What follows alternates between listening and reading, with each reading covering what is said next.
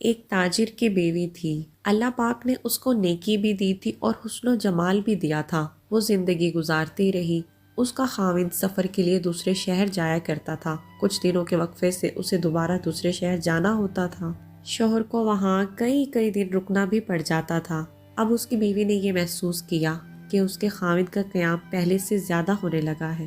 جب بیوی کو یہ سوچ زیادہ سے زیادہ آنے لگی تو اسے احساس ہوا کہ کہیں اس نے وہاں کوئی دوسرا گھر تو نہیں بسا لیا۔ چنانچہ اس نے اپنی ایک اعتماد والی خادمہ سے کہا کہ تم اس کے پیچھے جاؤ اور دوسرے شہر میں جہاں پر وہ رہتا ہے وہاں کے ہمساؤں سے جا کر معلومات حاصل کرو۔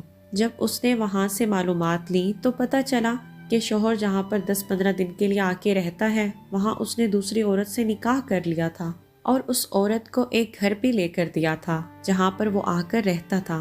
گناہ نہیں تھا، البتہ اس نے دوسرا نکاح تو کر ہی لیا تھا۔ جب پہلی بیوی کو کنفرم ہو گیا تو اس نے سوچا کہ میرے شوہر نے نکاح تو کر لیا ہے، اگر جھگڑا کروں گی تو شوہر کو خواہ میرے سامنے شرمندگی ہوگی، یا پھر یہ بھی ہو سکتا ہے کہ میرا خاوند کھلم کھلا یہ کہہ دے کہ میں ادھر بھی وقت دوں گا اور ادھر بھی وقت دوں گا، تو مجھے ایسا کرنے کی کیا ضرورت ہے؟ جو محبت کی مساوات میرے اور میرے خاوند کے درمیان ہے کیوں نہ میں اسی کو برقرار رکھوں۔ یہ سوچ کر اس نے پردہ رکھنے کا ارادہ کر لیا۔ چنانچہ وہ اپنے خاوند کے ساتھ محبت کے ساتھ پہلے کی طرح رہتی رہی، حالانکہ اسے یقین تھا کہ جب شوہر دوسرے شہر کاروبار کے لیے جاتا ہے تو وہاں اس کی دوسری بیوی بھی موجود ہے۔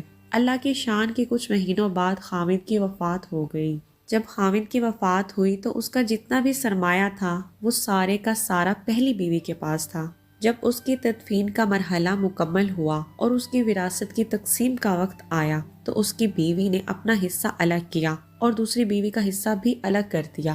پہلی بیوی نے اسی خاتمہ کو بلایا جس نے نکاح کا کنفرم کیا تھا اور اس کو بڑی رازداری سے کہا کہ کسی کو پتہ بھی نہ چلے اور میرے خاوند پر کوئی بات بھی نہ کرے، لیکن اس کی وراثت میں اس کی دوسری بیوی کا شرعی حق ہے۔ مجھے قیامت کے دن اللہ کے یہاں جواب دینا ہوگا، اس کا حق میں نہیں کھا سکتی، لہٰذا یہ پیسے لے جاؤ اور اس سے جا کر کہو کہ تمہارے خاوند کی میراث میں سے یہ تمہارا حصہ ہے، اسے وصول کر لو۔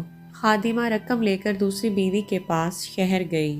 وہ کافی ساری رقم تھی۔ خادمہ نے جا کر اس کی دوسری بیوی سے بات کی کہ اس کے خاوند کی وفات ہو گئی ہے اور اس کی پہلی بیوی نے اس کی وراثت میں سے تمہارے لیے حصہ نکالا ہے، کیونکہ تم بھی آخر اس کی بیوی ہو۔ وہ اگر تمہارا حق کھائے گی تو قیامت کے دن اللہ کو جواب نہیں دے سکے گی۔ لوگوں کو تو پتہ نہیں مگر اللہ کو تو پتہ ہے، لہٰذا تم اپنا یہ حصہ وصول کر لو۔ دوسری بیوی نے وہ رقم پکڑ کر کہا کہ اللہ اس کا بھلا کرے، وہ کتنی نیک عورت ہے، وہ کتنی اچھی عورت ہے جس نے میرا خیال رکھا۔ پھر اس نے کہا کہ تم یہ مال میری طرف سے لے جا کر پہلی بیوی کو واپس کر دو، اس لیے کہ میرے خاوند نے مرنے سے 1 ہفتہ پہلے مجھے طلاق دے دی تھی اور اس طلاق کا پتہ یا تو مجھے ہے یا میرے اللہ کو ہے، لہٰذا اس وراثت میں میرا کوئی حصہ نہیں بنتا، یہ اسی کا حصہ ہے، اس کو واپس لے جاؤ۔ یہ تعلیمات کون سا طریقہ زندگی دے رہا ہے؟ یہ دین اسلام دے رہا ہے۔